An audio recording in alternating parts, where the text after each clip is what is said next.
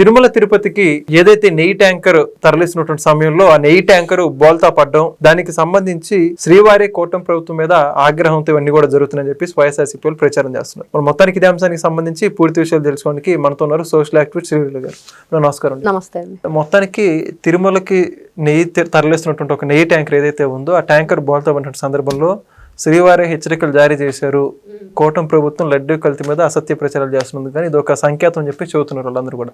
బొమ్మన కరుణాకర్ రెడ్డి దీని గురించి మాట్లాడుతూ ఎన్నో చెబుతున్నారు. దాని గురించి మీరేమంటారు? అంటే ఏ విధంగా స్పందించాలో కూడా అర్థం కాని మాటలు ఇవన్నీ కూడా. అసలు అక్కడ యాక్సిడెంట్ జరగటానికి ఇక్కడ వీళ్ళు హయాంలో అధికారంలో ఉన్నప్పుడు మరి స్వామివారి విషయంలో ఎన్ని రకాల అపరాధాలు జరిగినాయో, ఎన్ని రకాలుగా వీళ్ళు అడ్డగోలుగా దోచుకున్నారో అందరికీ తెలిసిన విషయమే. మీరు మాట్లాడితే, మీరు నిరూపించుకుంటే, మీకు నిజంగా ధైర్యం ఉంటే ఆ విషయాల గురించి మాట్లాడాలి. పరకామణి విషయం ఏం జరిగింది, స్వామివారి ఈ నెయ్యి విషయం, లడ్డు కల్తీ విషయం అంటున్నారు కాబట్టి దాంట్లో ఏం జరిగింది, మరి షాల్స్ విషయంలో కూడా మోసం జరిగింది అంటున్నారు, దానిలో ఏం జరిగింది, స్వామివారికి సంబంధించిన బంగారు నగలు కానివ్వండి, అక్కడ ఏదైనా సరే ఆ గుడి గోపురానికి తాపడం కానివ్వండి, ఆ విషయంలో ఏం జరిగింది, మరి అన్న ప్రసాదం దగ్గర కూడా వాళ్ళ అధికారంలో ఉన్నప్పుడు వైఎస్ఆర్సీపీ పార్టీ భక్తులు ఆ అన్నాన్ని చూపిస్తూ ఇది అన్నమా, ఇది తింటారా అని చెప్పి అడిగినవి ఎన్నో సందర్భాల్లో మనం పబ్లిక్ గా చూసాం. మరి దాని గురించి వాళ్ళు చెప్పుకోవాలి. అప్పుడు ఎందుకు జరిగింది అలాగా, మరి ఆ రోజున ఎవరున్నారు అధికారంలో, మరి అక్కడ బోర్డు మెంబర్లుగా, చైర్మన్ గా ఎవరున్నారు,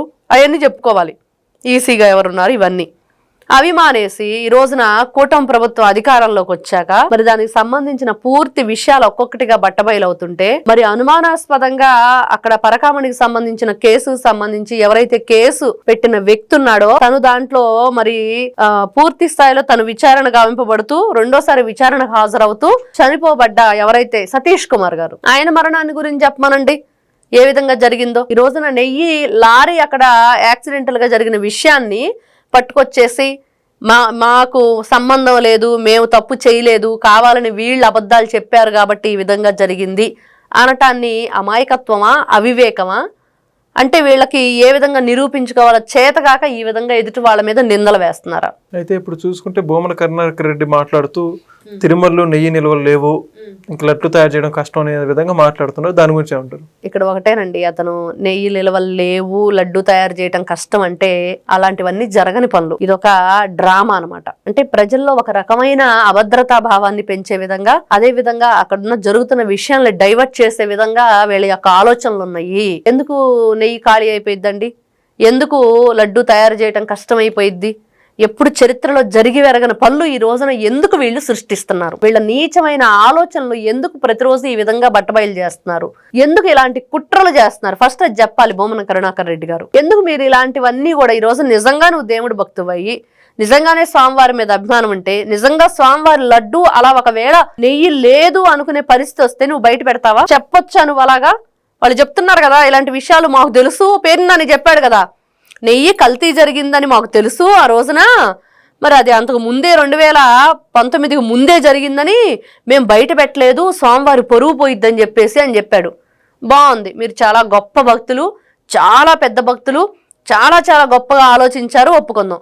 మరి ఈ రోజున బొమ్మన కరుణాకర్ రెడ్డి మాట్లాడే మాటలను ఏం చేయాలి? ఒకే పార్టీలో ఇద్దరు వ్యక్తులు, ఆ పార్టీకి సంబంధించిన వ్యక్తులే ద్వంద్వ వైఖరిని ఏ విధంగా చూడాలి? ఆయనేమో మా అందరికీ తెలుసు, మేము కావాలనే దాచామని పేరు నాని అంటాడు, ఈయనేమో రేపు నెయ్యి కూడా లేదు, అసలు లడ్డు తయారే జరగదంటే. నిజంగా మీరు భగవంతుని మీద గౌరవం, ప్రేమ, భక్తి ఉన్న వ్యక్తులైతే ఈ విధంగా మాట్లాడతారా? ఇలాంటి అబద్ధ ప్రచారాలు చేస్తారా? ఈ విధంగా నీచమైన ఇట్లాంటి పనులకి మీరు పాల్పడతారా? ఏ విధంగా అనుకోవాలండి వీళ్ళ ఆలోచన విధానాన్ని?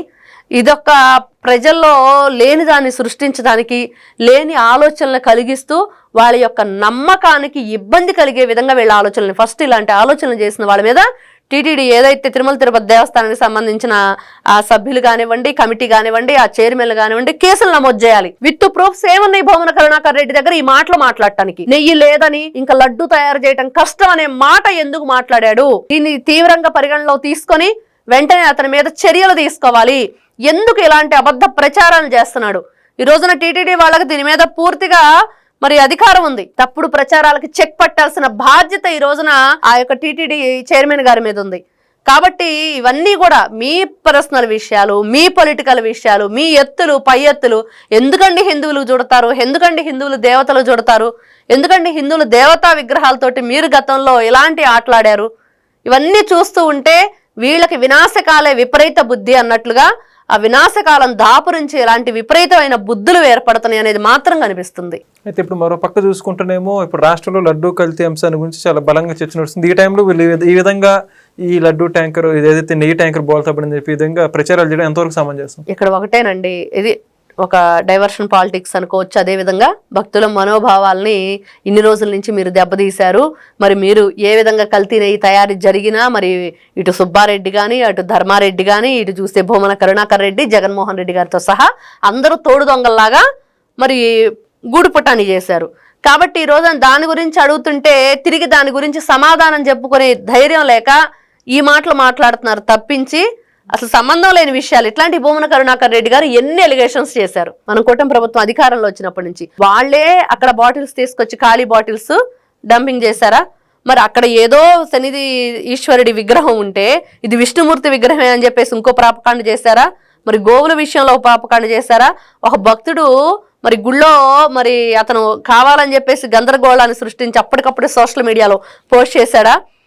మరి ఆ తర్వాత చూస్తే టీటీడీకి సంబంధించిన రిపోర్టరు ఆ తాళం వేస్తున్నట్లుగా పట్టుకున్న దాన్ని తీసుకెళ్ళి ఇదిగో తిరుమల తిరుపతి దేవస్థానం సంబంధించిన తాళాలు ఆయన చేతిలో ఉన్నాయి అని చెప్పేసి ఒక అబద్ధ ప్రచారం చేసి ఇలా చెప్పుకుంటూ పోతే కొల్లలు ఈ 2 ఏళ్లలో వాళ్ళు చేసినవన్నీ.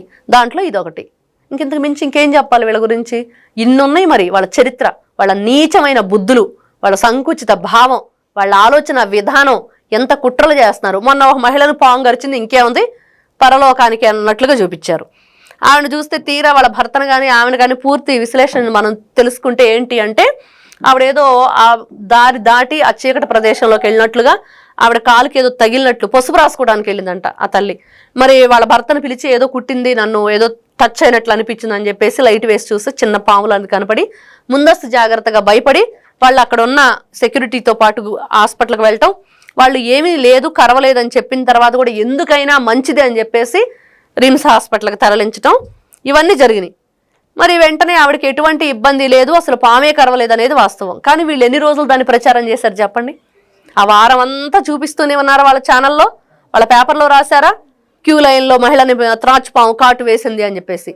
ఇంతవరకు చరిత్రలో ఎప్పుడూ క్యూ లైన్లోకి పాము వచ్చింది చూడలేదు, చరిత్రలోనే లేదు. ఈ చరిత్ర హీనులు మాట్లాడటం తప్పించి. కాబట్టి ఇలాంటివన్నీ కూడా చెప్పుకుంటూ వెళ్తే ఈ రోజున ట్యాంకర్ గురించి మాట్లాడటం పెద్ద దాంట్లో వాళ్ళేమి కొత్త విషయం లేదు. పాత అబద్ధాలు ఆడటం వాళ్ళకి అలవాటే కాబట్టి అబద్ధాలే ఆడుతున్నారు. థాంక్యూ. నమస్తే. Please subscribe to Leo news for more videos.